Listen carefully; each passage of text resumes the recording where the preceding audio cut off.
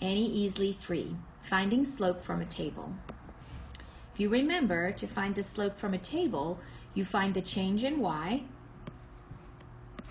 and you divide it by the change in x. If you're looking at a table,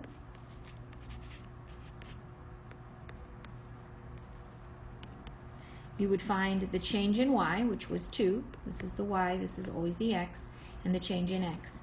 So you would put 2 over 1, and that's how you find the slope.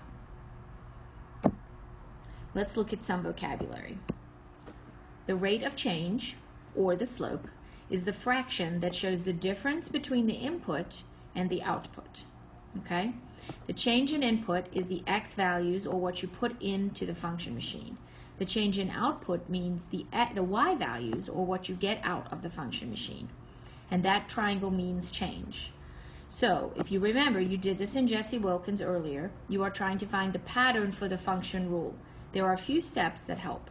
You look for the change in y, you look for the change in x, and then you put the change in y over the change in x, and that becomes your fraction. That is your slope.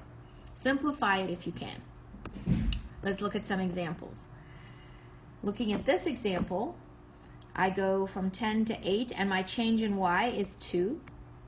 And then I go from 5 to 8, and my change in x is 3. Remember, y goes on top, x goes on the bottom.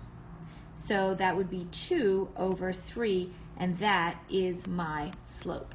We use the letter M for slope because it doesn't confuse us and it doesn't look like a 5. Here I'm going from 5 to 10, which is 5. I'm going from negative 2 to 0, which is 2. My change in y is 5. My change in x is 2. And these are both positive. On the other one, let's go back. That is actually a negative 2. So this slope is actually negative 2 over 3. Make sure if you're going down, you put a negative next to it. If you're going up, you put a positive. So in the second example, we are going up.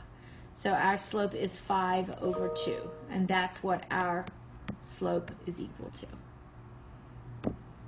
All right, there's a visual kind of showing you the same thing. You're looking at the change in these numbers over the change in those. Be careful because sometimes it jumps by more than 1. We've talked about that before. But once you're dividing the y by the x, you should be able to solve the answer and find slope then. And there's your exit ticket. Give this a try and see how you feel.